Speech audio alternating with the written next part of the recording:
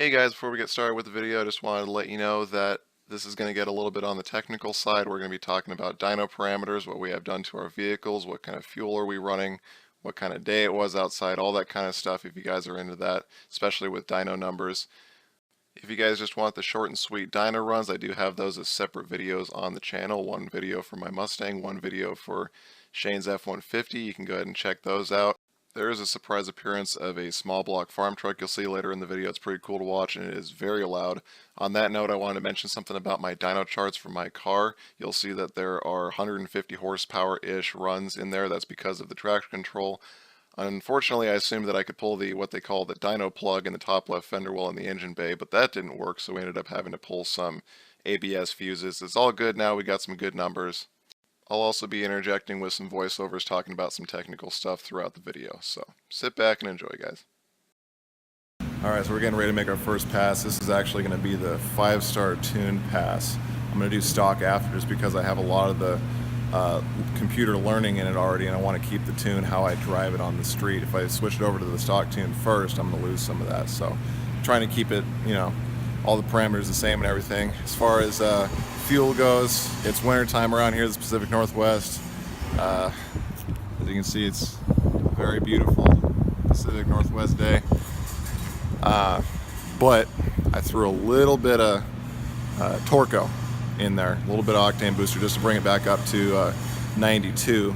Winter fuel is a little bit lower if you do any research on that. So if anybody has any sources to back that up, please post them in the comments. I know it has something to do with reed vapor pressure.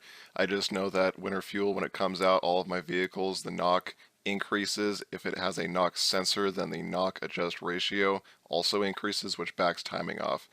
My tune on my car is a 91 performance tune, so it's only going to benefit so much from fuel. It only has a knock adjust ratio. It does not have an octane adjust ratio like factory, so it is not going to benefit from super high octane fuels. And like I said, I tried to match 92 the best I could just to give it a clean slate and eliminate any chance of the knock ratio going up and pulling timing out because of bad fuel. Threw a little Torco in there, brought it up to hopefully 92. I didn't go higher. It's a 91 tune, but it can benefit from the fuel that we normally have around here, which is what I try to match. So we'll see how it goes.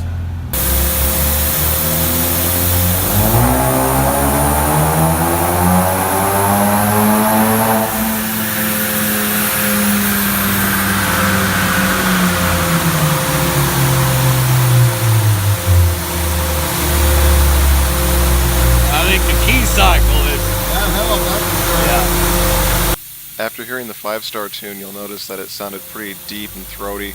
Pay attention to this stock tune. It sounds very raspy and light. So when you're picking out an exhaust system, you kind of have to pay attention to what tune you're going to be running because it does change how the car sounds.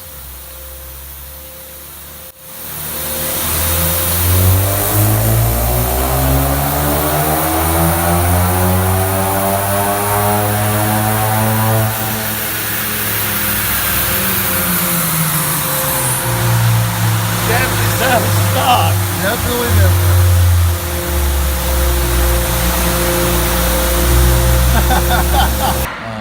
So this is stock. Make some room here. Alright, so this is the stock graph here. Our best one here was 230.2, and that was at 5600.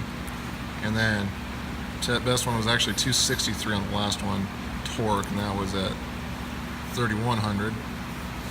And you can see the graph is pretty jagged. It's not very smooth. And then also I want to point out air-fuel ratios.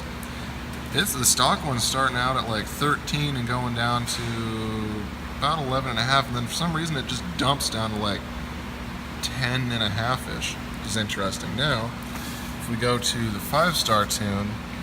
Again, we were trying to figure out the whole traction control thing, as well as we were trying to figure out what load to set the dyno to get the turbo to properly spool. That's why there's a bunch of different wild numbered runs in there, including the green on the far left there. What you're going to want to look at is actually the chunk of runs that are all the purple, blue, red, etc., all in that big chunk on the right 2/3 of the graph there. That's what you're going to want to be looking at.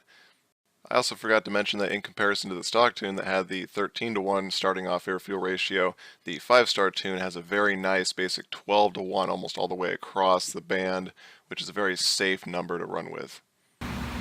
We're looking at the best one we saw was 314.9 line, let's just say 315, and 348.56, like you could say 350-ish, you know. And the graph is a lot smoother and it's a lot more stretched out in comparison. Stock really falls off. 5-star holds it out way far. And we did the math and the tune came out to 85 horse increase and 87 foot-pound of torque almost exactly. So I'd say that's some pretty good gains there. Alright, let's spice things up. This is a Chevy 350 that's mildly built, cam, carburetor, basic stuff like that. The guy bought the truck for $500. He spent about $1,200 on the engine, and then there's about $900 in tires, wheels, and suspension under the truck. And the bed is actually from a Maytag truck that used to deliver fridges. So really cool truck, total awesome barn find. If you're watching this, dude, great truck. I love your truck. Keep on doing what you're doing.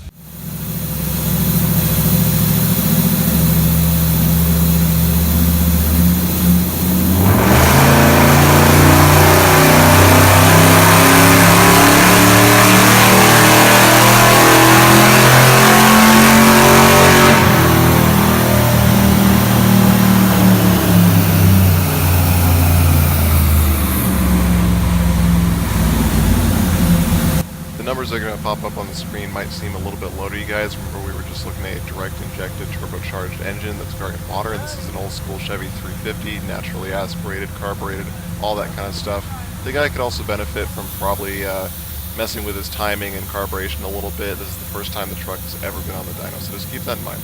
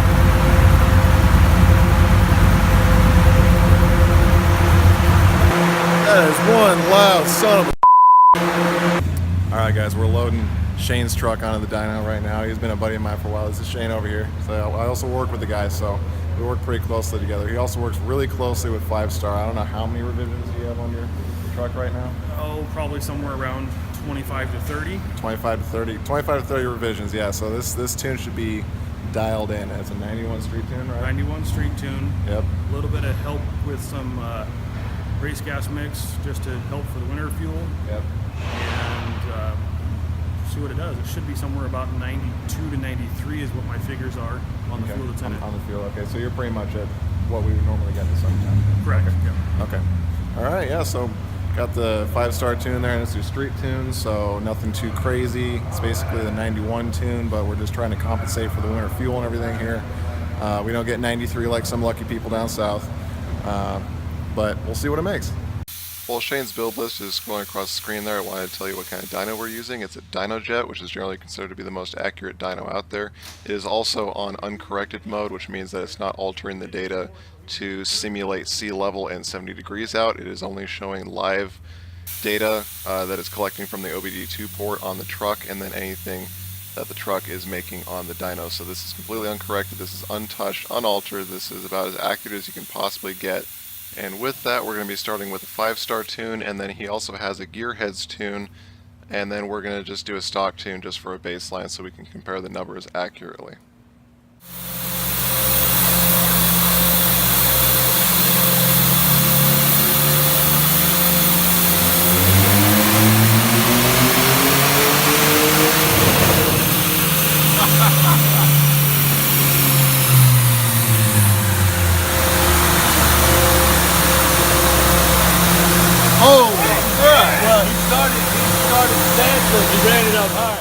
Alright, let's talk about tune differences. The 5-star tune is a 91 performance tune, it is 91 octane only, and it is strictly for performance. The Gearheads tune that's coming up here is an auto octane adjust tune, which is actually pretty rare to find with tuners. It will do anywhere from 85 octane all the way up to, I believe, about 95 to 100 octane. It is a street tune, it's meant to be kind of like a daily driver tune, and it works great for that. It also has about 5 revisions on it, whereas the 5-star tune has about 25 to 30. So you're going to be at a bit of disadvantage with the Gearheads tune. So it's going to show that in the dyno numbers a little bit. It's going to be a little bit lower, but I think it's a very good tune all around. And if it had 25 to 30 revisions like the 5-star tune, you might see something somewhat similar. But it is also a street tune, not a 91 performance tune again. The stock tune will be just after the Gearheads tune, and then we'll go over some dyno numbers in detail at the very end.